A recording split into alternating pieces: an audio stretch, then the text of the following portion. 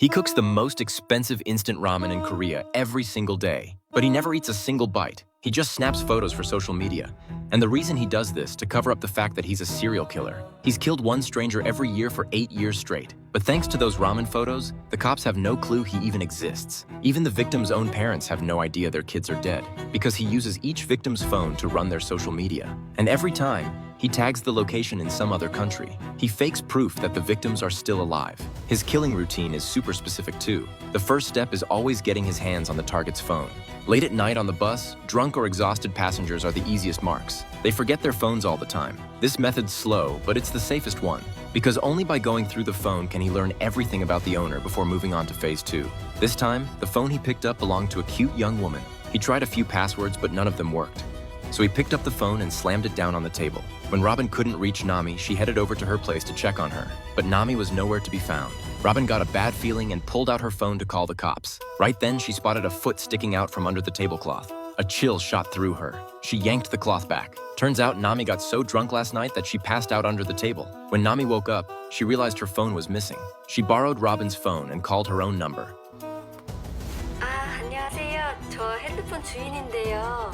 안녕하세요. The guy who picked up Nami's phone was clearly a man. He used a voice changer app to disguise himself as a woman. He said he'd found the phone on the bus, but the screen accidentally got cracked. He told her he was going to take it to a repair shop. Then he gave Nami the shop's address. When Nami showed up totally unsuspecting, she found herself in a beat-up old building. Barely anyone even lived there. She walked into the repair shop and spotted her phone right away. The screen was definitely smashed. The repairman handed her an info sheet to fill out. The most important blank, the phone's password. Nami had no clue this repairman was the same guy who'd picked up her phone. All she wanted was her phone fixed ASAP, so she filled out everything. Once Teach had her password, he started his sick little routine. First, he cracked open the motherboard and swapped in a new camera. Then he installed the new screen and unlocked the phone with her password. He quickly loaded it up with spyware. Then he synced all of Nami's data straight to his own phone. Nami had no idea. She even thanked Teach on her way out. The second she left, Teach's phone lit up. Nami had just unlocked her phone. Now every single thing she did was right there on Teach's screen. He even controlled her phone's camera. He learned everything about her in no time. Her favorite drink, the games she played, what time she went to bed, what time she woke up, her commute to work, what she ate for breakfast, even her bank balance. Teach knew it all. He used remote access to log into all her accounts and snoop through everything. Just like that, Teach had Nami's whole life in his hands. Going through her texts, he even figured out she was close with her boss and about to get a big promotion. A sunny, hard-working target like her, that's exactly Teach's type. And he was about to destroy everything she had. After analyzing all her data, he narrowed it down to the 3 people closest to her: her dad, Robin, and her boss. Nami was about to become his 9th victim, all because she lost her phone. Teach's next move was to slip into Nami's real life and destroy her with his own hands. That night, he dressed up exactly as Nami's type. He started hanging out at her bubble tea shop constantly. Every visit, he ordered the same grapefruit juice. Handsome face, warm smile, all the same interests as her. Nami fell for him fast. They were chatting non-stop in no time. Nami thought their personalities, looks, values, everything matched perfectly. She thought she'd finally found love, but her dad warned her it was way too much of a coincidence. He told her to stay away from this guy, but Nami was already too far gone. She got into a huge fight with her dad. She thought he just didn't get what love at first sight felt like. And Teach watched the whole thing through her phone camera. Once Nami fell asleep, Teach took over her phone and sent her dad an apology text. Her dad was relieved to see it. Then Nami sent him a link asking him to click and help her out with something. Her dad clicked without thinking twice. Little did he know, that link was Teach's spyware. Now her dad's phone was bugged too.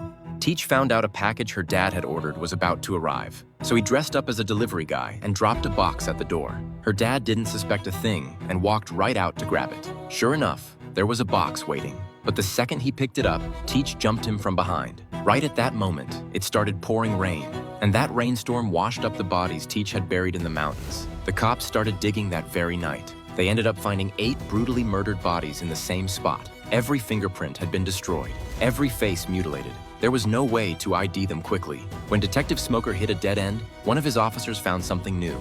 He found an IV nutrient bottle near the burial site. But out here in the middle of nowhere, who would be feeding a tree? Smoker thought that was weird, so he searched the area. He found one tree that stood out from all the others. What really got him was the name tag hanging from it. It read Kobe.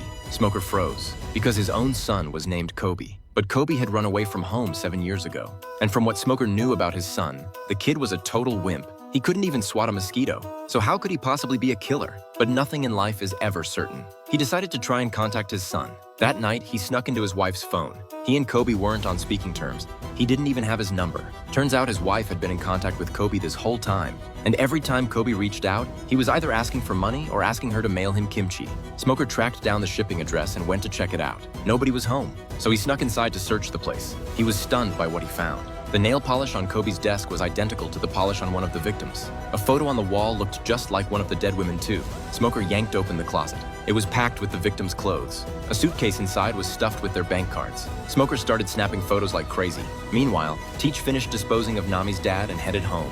Just as he was about to unlock the door, he noticed the marker he'd left on the doorframe had been disturbed. He knew right away someone had broken in. He crept around to the window. Sure enough, Smoker was inside searching the place. By now, Smoker had found the key evidence. A notebook with detailed info on every victim and the exact plans for killing them. Suddenly, his phone buzzed. An unknown number sent him a text. "Dad, it's been a long time." Then they sent him a photo. It was a picture of him looking at the notebook just seconds ago. Smoker realized his son was right outside. He bolted out the door, but the street was completely empty. Then more photos came in. He realized they were taken from the rooftop across the street. But when Smoker raced up there, he just found another remotely controlled phone. He'd been played. He rushed back to the apartment. But now the whole place was flooded. The footprints were washed away. The suitcase full of evidence was gone. Teach got away clean. But the cops were onto him now. He had to move fast. Just as Nami was about to fall asleep, her phone got a text. Then it auto-deleted itself. A shadow flickered past her window. Then someone started pounding on the door. Nami jumped up in terror. The knocking stopped. Now she heard someone punching in her door code. Nami grabbed a knife and stared at the door, heart racing. The door swung open. A phone reached inside.